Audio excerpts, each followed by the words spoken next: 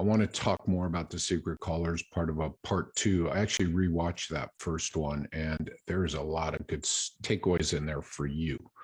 So if you haven't watched the secret callers that I put together last week, I highly recommend you jump on that. Here's a big takeaway. After 15 years of this, after years and years of working on this, after years and years of helping other people manage their patient's life cycle, creating a better patient experience, creating greater patient success which leads to business success.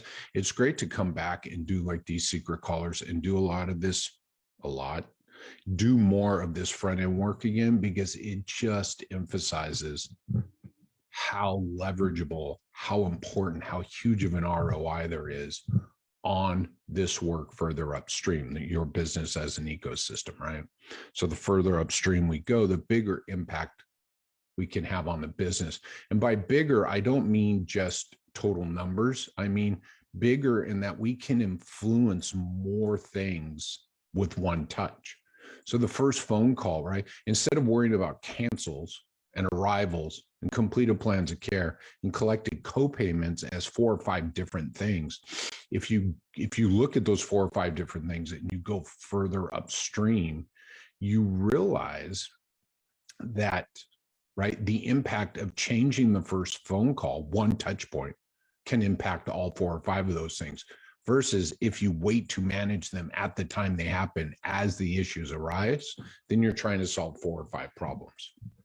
So I really want you to go back and listen to that video from last week and then step into this one. And I'm going to share one other takeaway that as I worked through last week, as I got on a call with clients, as I did a couple more secret callers actually since then, is that I want to get it down to something actionable. Maybe last week was higher level, went into actionable, and then went a higher level again. So I think I'll stick with just something you can do this week. And here's what I want you to think about is, what is the next step?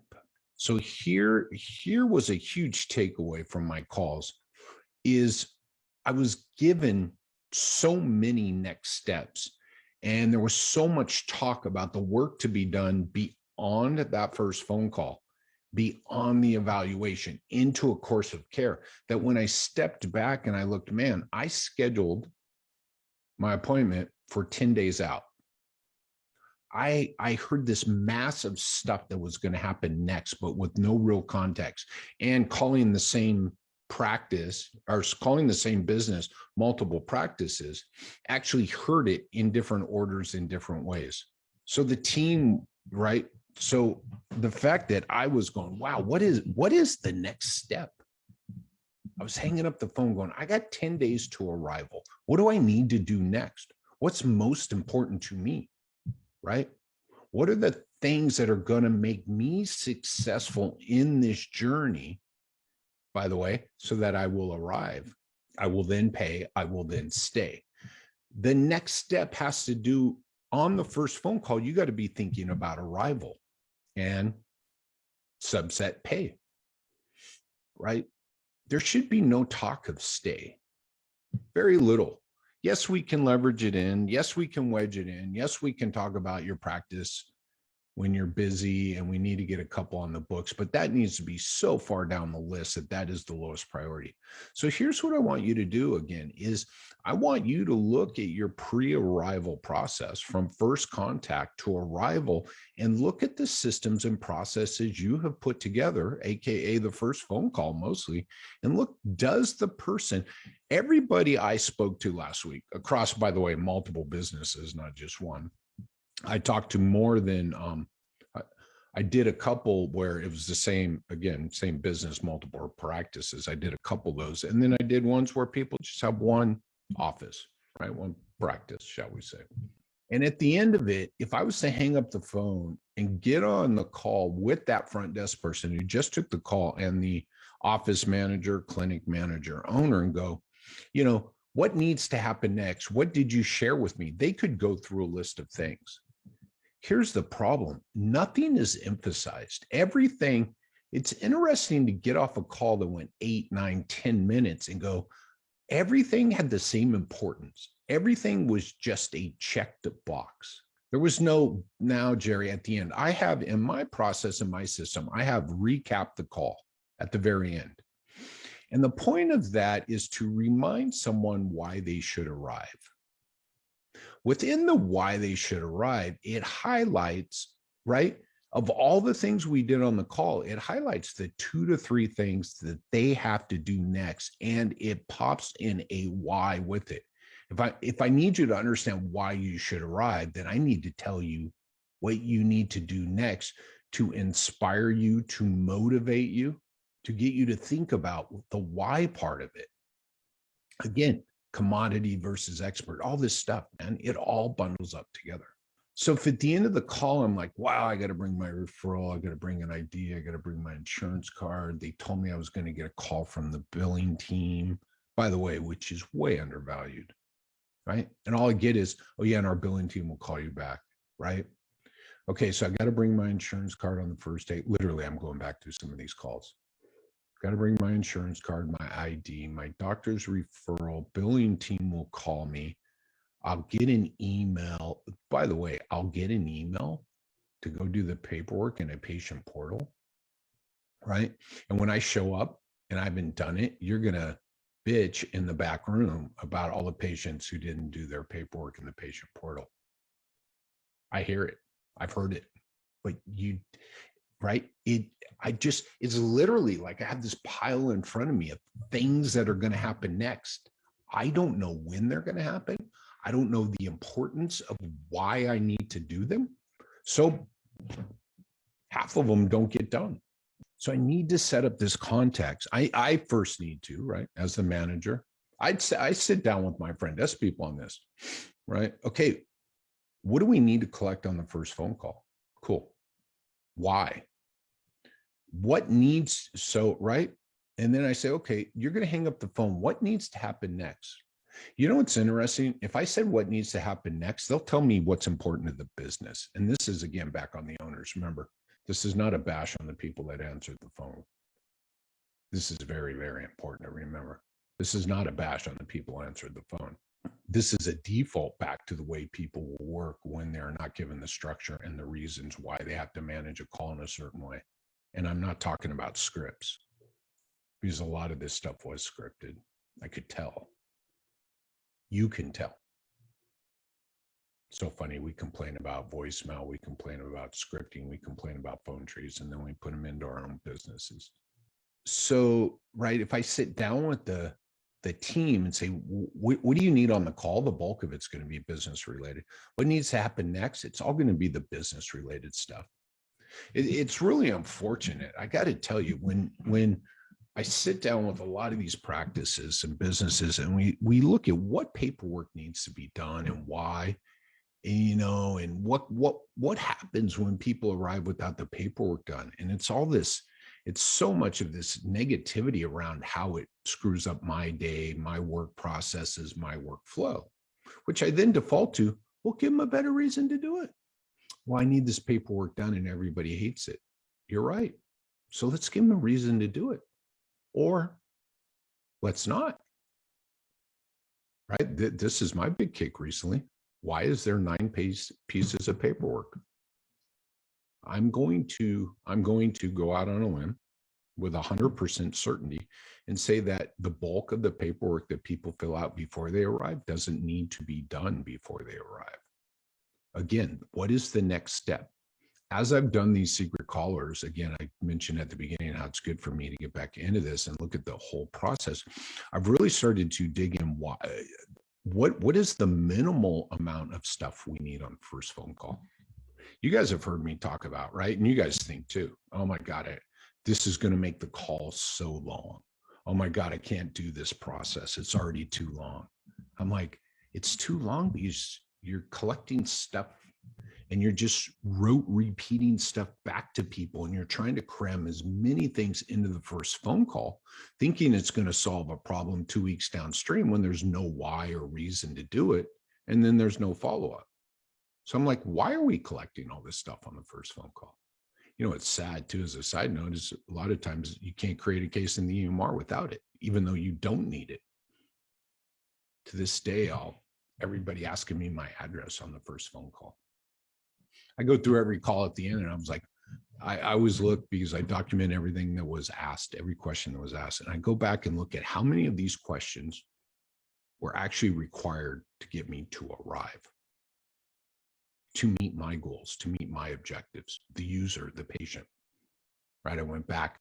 If I ask people, right, what they need to collect, it's always a business objective. What needs to be done next, it's always a business objective.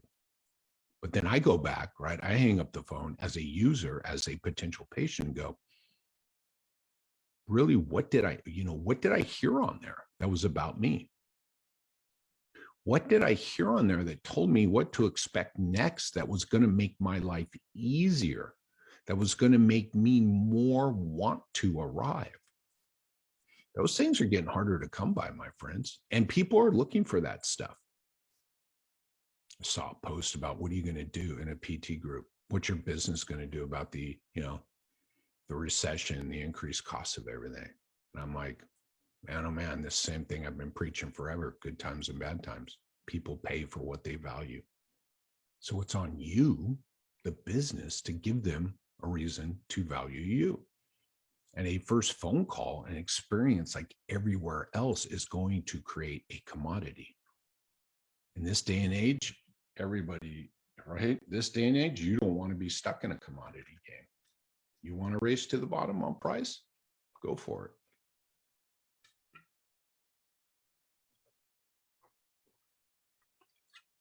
I saw a Facebook group post, had nothing to do with this, by the way. I took it down a different path. I was thinking about it. And I was looking at, it was a discussion with patients about, man, I have to travel 20 minutes to my PT twice a week. And again, it was a totally different discussion, but just made me think about the person on the other end typing this in. And I'm like, wow, it's just another process. It's just another whatever. It's just physical therapy. Because by the way, they're all typing in about physical therapy and talking about their physical therapy. I get it, time's valuable, but that discussion needs to be had on the front end. And by the way, if I get someone to commit to driving 20 minutes to the eval and they don't see any value from that, I'm not going to schedule them out. I'm going to find somewhere closer for them.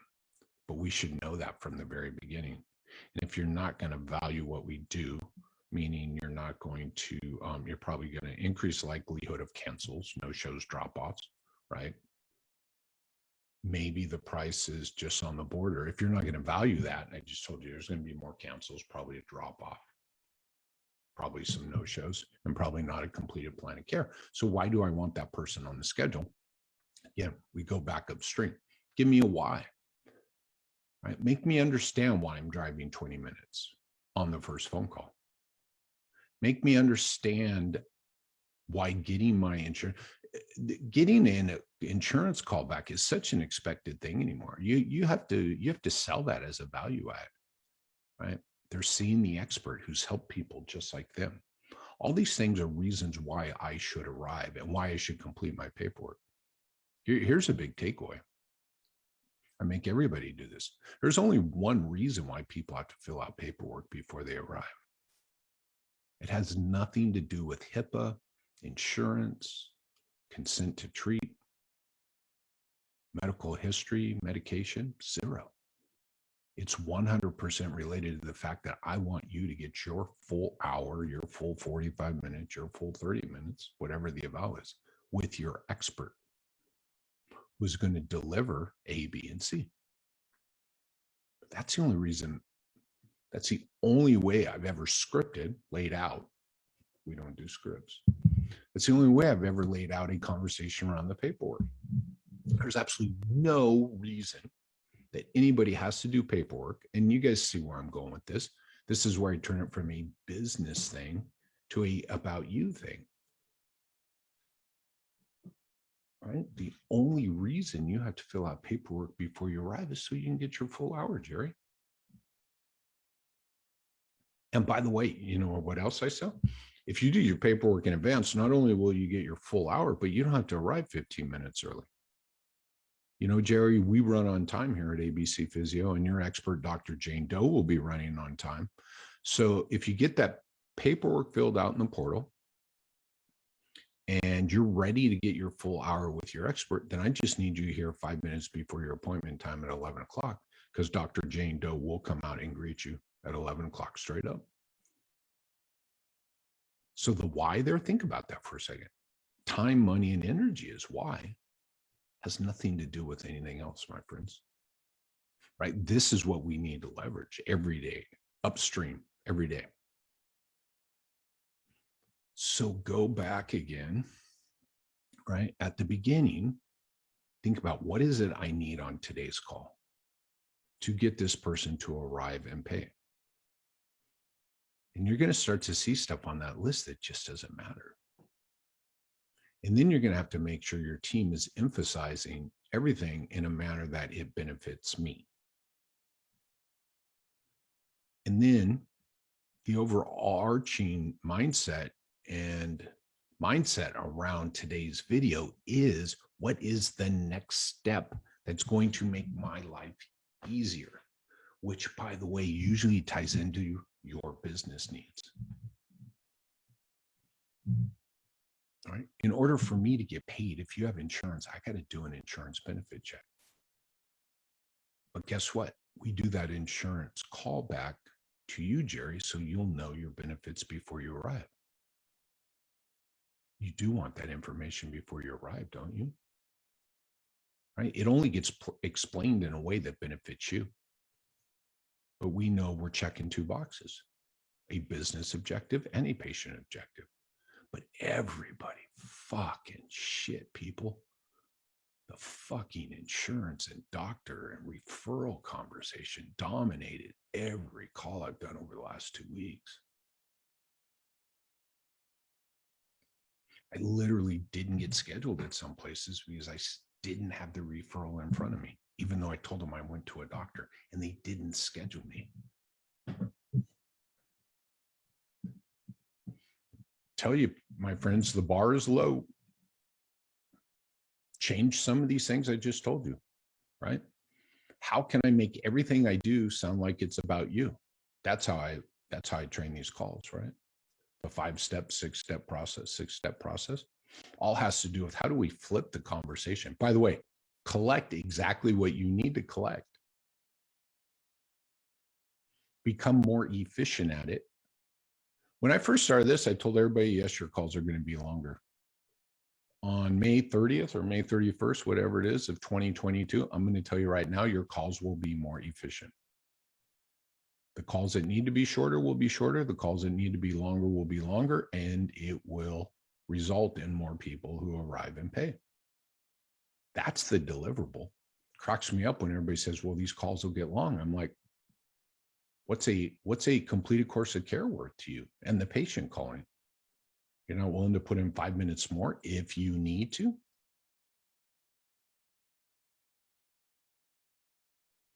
So look at that first phone call. Look at what you're collecting. See if it's all necessary. You may say yes. I'll go, cool. But do me a favor. Do 2 things this week. Try to make some of these explanations, as I give you examples, about the person on the other side of the phone instead of the business objective. We need your insurance. We need to find out what they will cover. No. Hey, Jerry, how did you want to pay for this? Oh, insurance? Yeah, we take that. And I'll tell you what we'll do for you. We'll check all those benefits, and I'll give you a call back 2 days before your visit with all your information so you'll know what your coverage is before you arrive. Is that something you would like from us? I've never had anybody say no to that. Yeah, that sounds great. So it doesn't matter how people are paying. That's the conversation. How do you want to pay? And let it flow from there. You never know. Okay, so start looking at, how am I going to have this conversation to make it more about you, the potential patient, than me, the business? How am I going to make sure I make this call efficient? Am I doing more than I need to? And then mostly, how at the end of the call is that potential patient, Jerry, going to know what the next step is and why it's so damn important to him? Right? So instead of having this stuff just pile in front of me, paperwork, insurance, all this stuff, it's like, hey, I know I'm getting a call from your billing team, right? I'm scheduled on Friday. They're going to call me on Wednesday with my insurance information. I know I need to I need to go online and fill out this paperwork so I can, A, I don't have to arrive early, and B, I can get my full hour with that expert who's going to be able to take me through, right? Of which, right, there's that whole thing. Tell them what they're going to get for their time, money, and energy on that first visit. And then at the end of that, I go, cool. Then I book in my notes on my calendar, Wednesday, call from ABC Physio with my insurance benefits. I put a note, go into, like 2 days before, go online and fill out paperwork. And then I put 10 o'clock appointment and I make sure I get there and park and I'm in the seat 5 minutes early. Right. So tell me what the next step is, man. And tell me why it's important to me. Like I did with the insurance thing, like I did with the paperwork thing. These are things that are going to impact your business today as soon as you make that change. Those are the things that decrease cancels. I already took you through that. No shows. Increase arrival rate. All from the secret callers, my friend.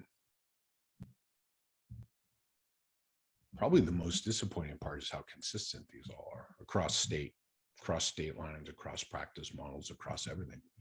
Everybody's just checking business boxes. And then I hang up and I'm like, And you're wondering why I call somewhere else. You're wondering why I go to the chiro. You're wondering why I go to the massage therapist. And you're blaming them. Actually, you're blaming the consumer for not choosing you. That's what everybody does. Right. And again, the person didn't show up because they didn't care. And I'm like, no, you didn't give them a reason to care. It's good stuff, my friends. I got to tell you, this front end, it's good to redo this every once in a while. This front end is just, it's the leverage. It always has been. And in these times, right, increased costs across everywhere, right? We're headed back to some kind of financial situation here. People are going to be looking at their bank account more closely. They'll pay for what they value. And I know not everybody has the same choices. I get it. People pay for what they value, right? And when it comes down to these last four things, is their health and well-being in there? I hope so. I can't make those choices for them, but goddamn, I hope they are. And at least here's what you owe everybody, and we're going to lead this. You owe everybody the opportunity of knowing what they will get when they arrive from you. Why should I choose you? And this is the goal of my 6-step process. I tell everybody is to check the boxes. What problems do they need solved? What expectations do they have? Do they know they're seeing an expert? Do they know what they're getting on their first visit? Right? So that you get to the end of that, how do you want to pay? They tell you, you give them their cost, and then you let them choose. You owe them the explanation and opportunity to make the best choice for themselves with the dollar they have to spend. And when someone says no, you have to know, and I have to know, that you went through all the steps and they are making a choice that is best for them.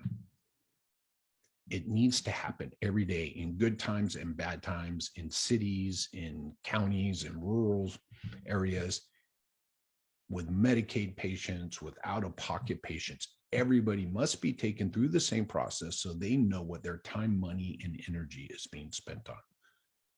That's what you owe them. And that's what you get from this call. And that's what I learned in my year of answering the phone, new patient calls.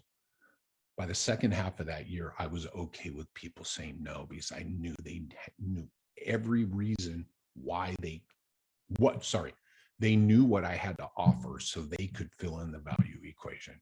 They knew exactly how it pertained to them. And I can promise you, of the secret callers I've done over the last month, a less than 1% made sure I knew why I should value what they had to offer beyond insurance, referrals, and having a scheduled date.